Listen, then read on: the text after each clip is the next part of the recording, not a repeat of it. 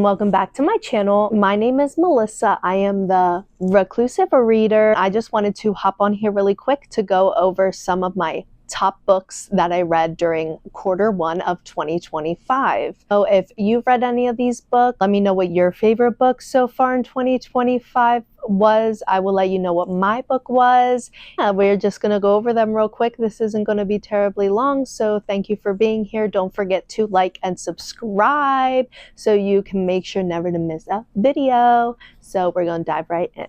The first book is a 5-star read. It is Shadow and Bone by Leigh Bardugo. I ate this book up so fast. I think I read this book in literally like 2 days. And it follows Aaliyah on her, intro to her journey. It's a trilogy, and I'm not going to go too much into the story because I am going to talk about another book in this series. I thought this was just a great intro to the Shadow and Bone series. Leah's writing, she really just gets to the point in this. These are so plot driven.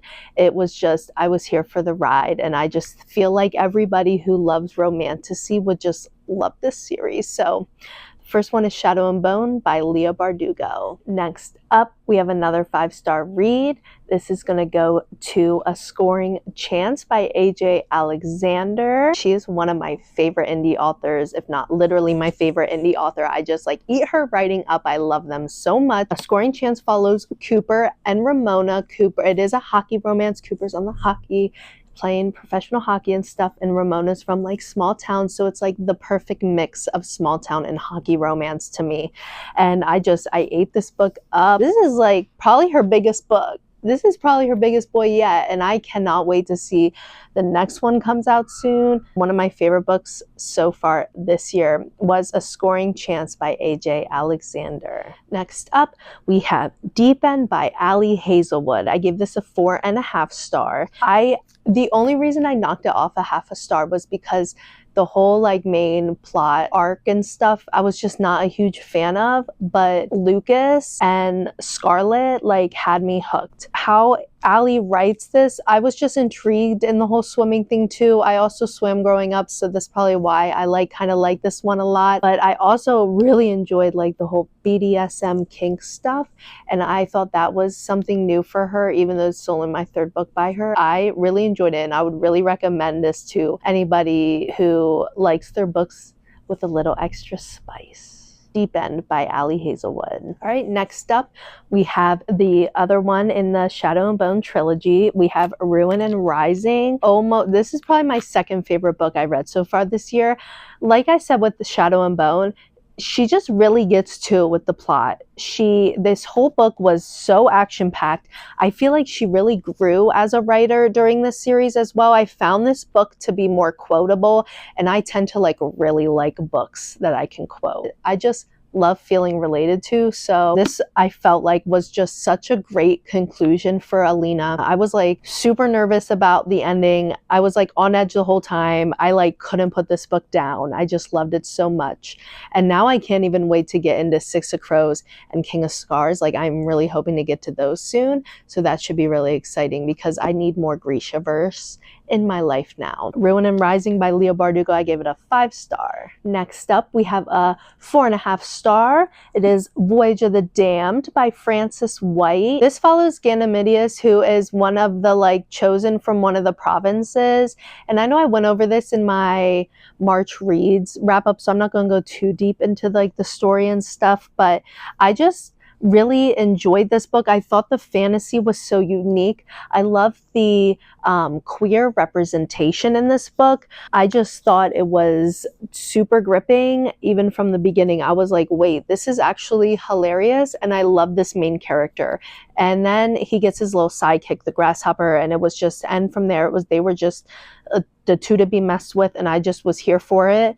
It had me hooked. This book on top of it is super pretty. I did the audiobook because I didn't want to mess up the edges, but I just really loved everything about this world. And she has her next book coming out soon. I'm really excited to read more by her, and I just think Voyage of the Damned was such a funny, lighthearted fantasy with like a great mystery twist, and I think that if that sounds interesting to you, you should check it out. Next up, we have Divine Rivals by Rebecca Ross. I gave this a 4.5 star. The only reason I didn't give it a 5 obsessed over the top was because I just didn't fall in love with all of the characters. There were a couple side characters that I was like, oh, okay, that's cool, but like it was cool and stuff, and they really helped the story, but I wasn't like, I wouldn't really go out of my way to read any novellas with them if they had any and stuff. So that's just why I couldn't give it a full 5 star. But boy, if you like romanticy, oh, you need to get this. It was like a real world with such a great fantasy twist with the gods and stuff. I loved it so much. I did it on audiobook, and I was just obsessed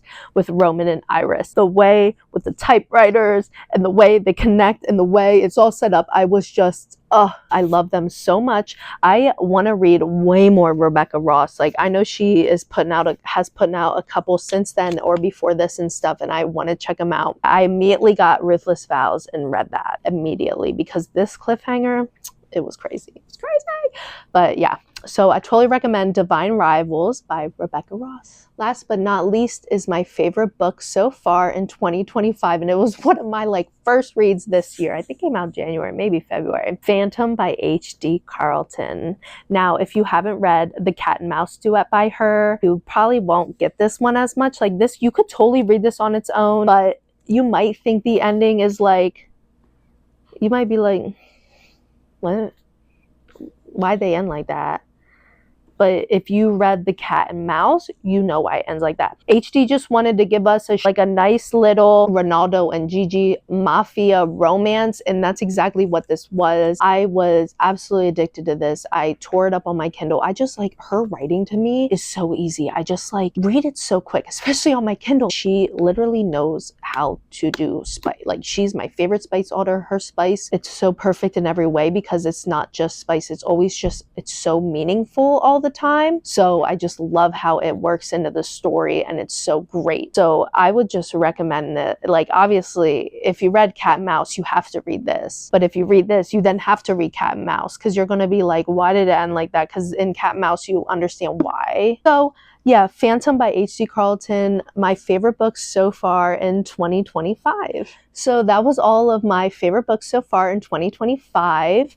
I hope that you guys enjoyed this video. If you saw any that you like, please leave me a comment. Let me know which one you enjoy. Also, let me know what your favorite book so far of 2025 was. Would love to know to add it to my TBR, or we can chat if I already read it. Thanks for being here, and I'll talk to you later.